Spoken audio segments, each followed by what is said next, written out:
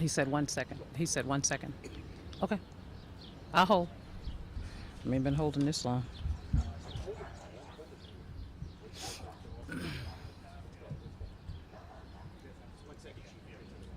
Okay. All right. Good afternoon. I'm Chief Pamela Smith of the Metropolitan Police Department. I'm joined today by members of the Metropolitan Police Department Executive Command Staff, Chief Carroll, Chief Wright, Chief Kyle, Assistant Chief Kopp, and Commander Rooney. At approximately 3:22 p.m. this afternoon, 5th District officers responded to the reports of a stabbing. Officers arrived on scene in less than a minute and located numerous people suffering from stab wounds in the area of Montello Avenue and Meigs Place Northeast. Officers immediately provided first aid and requested D.C. Fire and EMS to respond to the scene. 4 women and 2 men were transported to area hospitals as a result of a senseless assault. They are all listed in stable condition at this time. The 5th District's crime suppression team was in the area and located the suspect laying in the ground in the 1700 block of Montello Avenue Northeast. Officers used good tactics to safely take him into custody without incident. The knife pictured here, here's a picture of the knife. The knife that I just shown you was recovered a few feet away from the suspect and is believed to be the weapon used in the assault.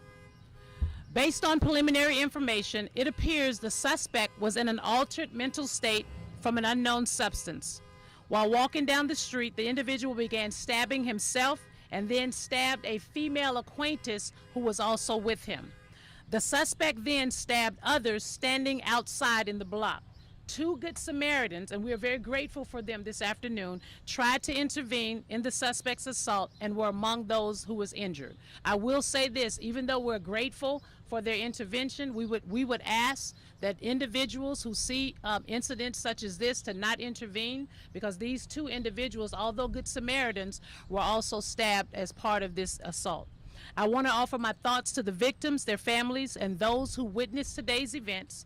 This incident highlights the need for assistance of substance abuse issues within our communities. I'll take a few questions at this moment. Chief, do you mind going back a little bit to after the suspect was located? It was kind of noisy back here.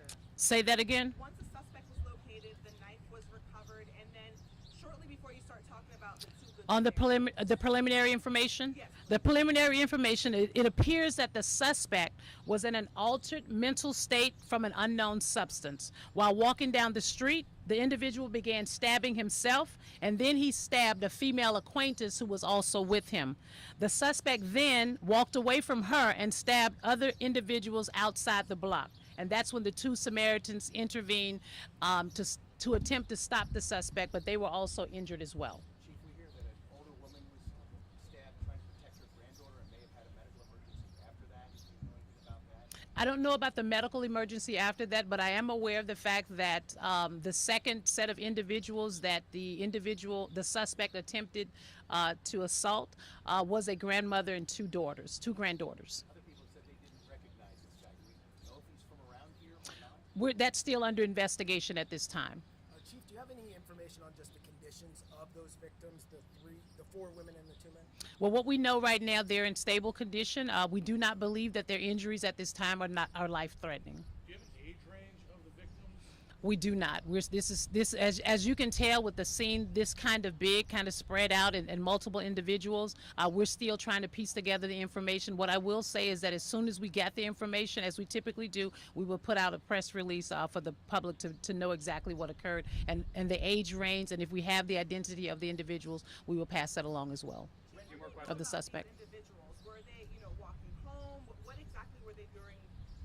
What were they doing during when this incident happened? The grandmother and her granddaughters were getting in a car, primarily minding their own business, doing whatever they were doing. Again, this individual appeared to be in a mental, altered state of mind. We're still trying to put together the pieces of what actually happened between he and the acquaintance, the female that he was with initially, who he stabbed. Chief, when officers found the suspect, were the 2 people who tried to, intervene, were they holding him down, or was the suspect just down on the ground by himself? I'm not sure about the particulars of that. All I know is that the two individuals did attempt to stop him, but they were also stabbed as well. I think a couple more.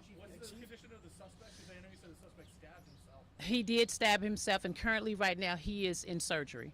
And Chief, can you show us that knife again and Sure. explain how far away you found it? Just a few feet away from the suspect. This is the knife that was recovered a few feet away from the suspect. Would you say that's bigger than a pocket knife? Like that's a large knife describing it? I mean, depends on what you think a pocket knife is. I mean, it's pretty. I mean, it's. I think what I will say is that it's a weapon today that caused injuries to innocent victims. And what I said at the latter part of this presser is that, you know, we want to make sure that individuals who are suffering from any type of substance abuse or any altered state of mind, we want to make sure that they get the appropriate support and help. And what I will say is that, again, this is another opportunity where I commend the members of the Metropolitan Police Department who stepped up and did what we want them to do in situations like this and was able to maintain custody of this suspect without incident. Do you have a rough age on the suspect? We do not. We know he's an adult. That's probably all we know at this time. Chief, if you could speak directly to the folks in this neighborhood who may be now on edge after this guy's on something, randomly stabbing people, Well, what would you say to them? what I can say is that the suspect's in custody, and I think that's the one thing that should bring calm for this community.